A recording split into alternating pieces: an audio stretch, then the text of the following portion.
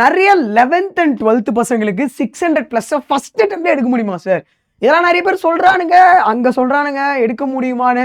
நீங்க கூட இந்த வீடியோல சொல்றீங்க.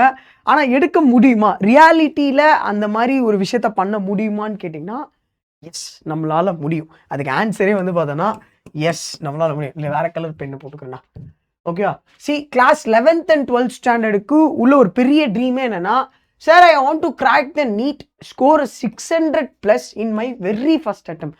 ஃபர்ஸ்ட் அட்டெம்ப்ட்லேயே என்னால் எடுக்க முடியுமான்றத 11th 12th பசங்க தான் அதிகமாக கேட்பாங்க. ஏன்னா ட்ராப்பர் வந்து பார்த்தோன்னா ஓரளவுக்கு கான்ஃபிடென்ட்டை கெயின் பண்ணுவான். அவனுக்கு வந்து ஒரு வருஷம் ப்ரிப்பரேஷன் இருக்கனால கெயின் பண்ணுவான். ஆனால் அவனுக்கு டிஸ்ட்ராக்ஷனும் இருக்குது, அவனுமே சொதப்பியிருக்கான். ஆனால் 11th 12th பசங்க வந்து எடுக்க முடியுமா சார்? என்னோட அப்பா அம்மா ஃப்ரெண்ட்ஸோட பசங்களாம் வந்து 6வதுலேருந்தே படிக்கிறாங்க, இந்த மாதிரிலாம் சொல்கிறாங்க. ஸ்டேட் போர்டு படித்தா எடுக்க முடியாதெல்லாம் சொல்கிறாங்க. அப்படிலாம் எதுவும் கிடையாது. சிபிஎஸ்சியாக இருந்தாலும் ஸ்டேட் போர்டாக இருந்தாலும் ஃபஸ்ட் அட்டெம்ப்ட்லேயே 600+ எடுக்க முடியும். ஆனால் அது கரெக்டான பிளானிங் இருக்கணும். இது எல்லாருக்கும் விசிபிளாக இருக்கும்னு நினைக்கிறேன். 95% ஆஃப் பீப்புள் ஆஃப் ஃப்ரெஷர்னா யாருன்னா 11th standard state board, 12th standard state board, இல்லை 11th standard CBSE or 12th standard CBSE. இவனுங்க எல்லாருமே வந்து 600+ எடுக்க மாட்டுக்குறானுங்க. அதில் ஃபெயிலாக தான் ஆகுறாங்களே நீட்டில், அதுவும் நீட்டில் ஸ்பெசிஃபிக்காக.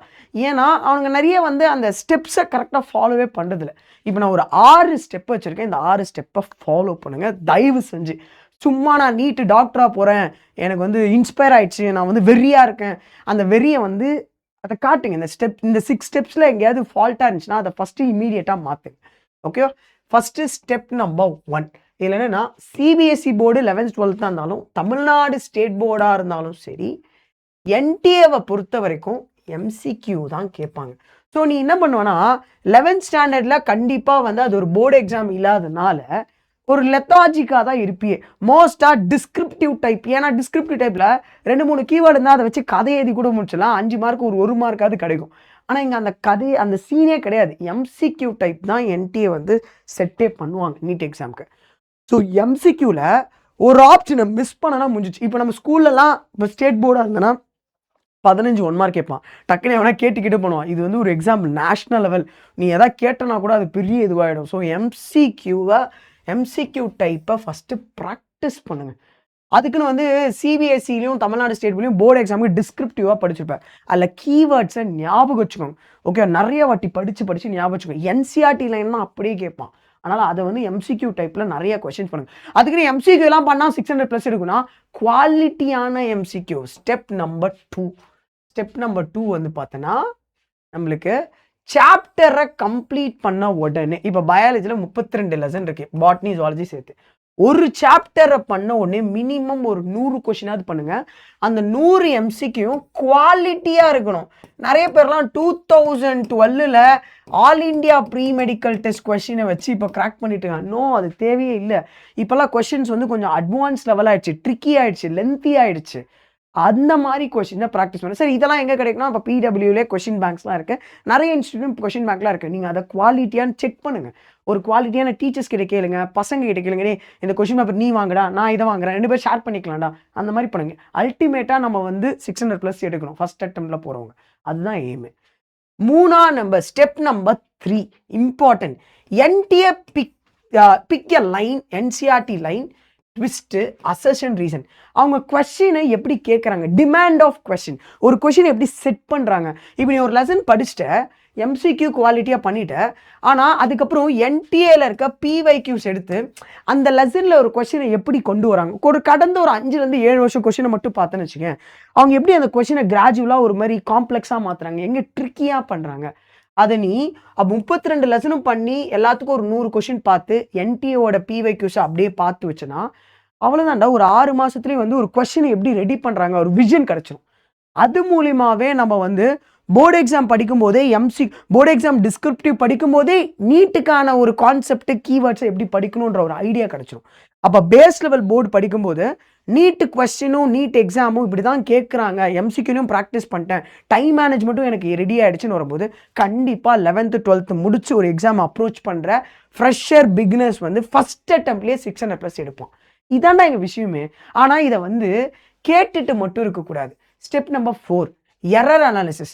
நீ எந்த இடத்துல ஸ்ட்ராங்காக இருக்க, எந்த இடத்துல வீக்காக இருக்க, ஒரு 100 கொஷின் டெஸ்ட் உனக்குள்ளேயே வச்சு பார்க்குறேன்னா எங்கெல்லாம் மிஸ் ஆகிற, எந்த கான்செப்டில் இதாகிற, அந்த எரர் அனாலிசிஸை கண்டிப்பாக பண்ணணும். அதை பண்ணிவிட்டு திருப்பி அதில் ஒரு 30 கொஷின் எக்ஸ்ட்ரா வச்சு பார்க்கும்போது அந்த எரர் அனாலிசிஸில் நீ கிராக் பண்ணணும். டைமை கொஞ்சம் ரெடியூஸ் பண்ணணும். இதெல்லாம் வந்து பண்ணணும். எரர் அனாலிசிஸ் இல்லாமல் எல்லா லெசன் படிச்சுட்டேன், எம்சிக்யூ பண்ணி பார்த்துட்டேன், பிவைக்யூஸ் பார்த்துட்டேன், விஷன் கிடச்சிருச்சுன்னா எரர் அனாலிசிஸ் இல்லாமல் உன்னோட வீக்னஸை ஸ்ட்ராங் ஆக்க முடியாது. ஸோ இது ரொம்ப இம்பார்ட்டன்ட். Step number 5 revision. உனக்கு என் ஃப்ரெண்டு வந்து 3 வாட்டி ரிவிஷன் பண்ணால் ஸ்ட்ராங் ஆகிட்டான், 5 வாட்டி ரிவிஷன் பண்ணால் ஸ்ட்ராங் ஆகிட்டான் அப்படின்னு சொல்லி அவனை கம்பேர் பண்ணாது. எனக்கெல்லாம் 11 டைம் ரிவிஷன் பண்ணால் தான் மண்டில் நிற்கும். அந்த ரிவிஷன் டைமை உனக்கு என்ன கெப்பாசிட்டி பொட்டான்ஷியலோ அதை தேர்ந்தெடுத்து அதை ரிவிஷன் பண்ண ஆரம்பி. அவனை பார்த்து பண்ணிட்டு இருக்காது. உன்னோட இருக்கதே சிறந்த டீச்சர் யாருன்னா தட் இஸ் யூ. உனக்கு தெரியும் நீ எந்த இடத்துல வீக்னஸ், எந்த இடத்துல ஸ்ட்ராங் ஆகணும். ஸ்டெப் நம்பர் 6 எல்லாத்தையும் எக்ஸிக்யூட் பண்ணுங்க.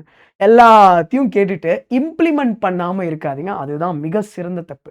ஏதோ மிக செயலாக ஏதோ ஒன்று சொல்லுவாங்க. ஆக்சுவலி அதெல்லாம் பயன்படுது. இம்ப்ளிமெண்ட் பண்ணோம். இப்போ நீ கேட்ட அந்த 6 ஸ்டெப்பையும் கேட்டுப்பேன், ஆனால் இம்ப்ளிமெண்ட் பண்ணாமல் இருந்தனா உன்னால் வந்து ஸ்கோர் பண்ண முடியாது. ஸோ பசங்களா இந்த 6 ஸ்டெப்பையும் பக்காவாக ஃபாலோ பண்ணுங்கள். உங்கள் கண்டிப்பாக சொல்லுங்கள். கண்டிப்பாக 2027 12th ஸ்டாண்டர்ட் ஸ்டேட் போர்டு சிபிஎஸ்சியாக இருந்தீங்கன்னா கண்டிப்பாக அதை அடிக்க முடியும். 11th ஸ்டாண்டர்ட் சிலபஸும் இப்போயே உட்காந்து படிங்க. 11th ஸ்டாண்டர்ட் பசங்களாக இருந்தால் இப்போவே ஃபாலோ பண்ணி முடியுங்க. ஸோ இப்போ உங்களுக்கு யக்கீன் நீட் தமிழ் பேட்ச் வந்து லான்ச் பண்ணியிருக்கோம். பேட்ச் 2000 யக்கீன் நீட் தமிழ் பேட்சை லான்ச் பண்ணியிருக்கோம் 2027. இது இப்போ ரீசெண்டாக டாக் 500 கோடை போட்டிங்கன்னா 1499 இருக்கிறது 999 ஆஃபரில் இந்த பேட்சில் நீங்கள் ஜாயின் பண்ண முடியும். ஸோ மறக்காமல் இந்த பேட்சில் ஜாயின் பண்ணுங்கள். இது எப்படி சேரணும் சார், எனக்கு கொஞ்சம் இதெல்லாம் தெரிய மாட்டேக்குது அப்படின்னு நினச்சிங்கன்னா நீங்கள் பிடபிள்யூன்னு டைப் பண்ணிங்கனாவே ஃபஸ்ட்டு பிடபிள்யூ வெப்சைட் வரும். அதை நீங்கள் கிளிக் பண்ணிங்கன்னா லாகின் பேஜுக்கு போனீங்கன்னா உங்களுக்கு ஒரு ஃபோன் நம்பர் ரெஜிஸ்டர் பண்ணுற மாதிரி வரும். ஃபோன் நம்பர் ரெஜிஸ்டர் பண்ணிங்கன்னா அதில் ஓடிபி ஜென்ரேட் ஆகும். அதில் சர்ச் பாக்ஸ் வரும். அதில் பிடபிள்யூ ஓகேவா யக்கீன் நீட் தமிழ் 2027 நான் யக்கீன் நீட் தமிழ் 2000 எங்கள் ஃபோட்டோலாம் வரும். அதை கிளிக் பண்ணிவிட்டு இந்த கோட் டாக் 500 கோடை யூஸ் பண்ணிங்கன்னா உங்களுக்கு 1499 999 வரும். அதில் இன்ஃபினிட்டி பேட்சும் நீங்கள் ஆஃபர் பண்ணிக்கலாம். ஸோ எல்லாருமே என்ரோல் பண்ணுங்கள். குறைந்த விலையில் நீட்டை நம்ம படிக்கிறோம், கிராக் பண்ணுறோம், டாக்டர் ஆகும். ஓகே, நன்றி, வணக்கம்.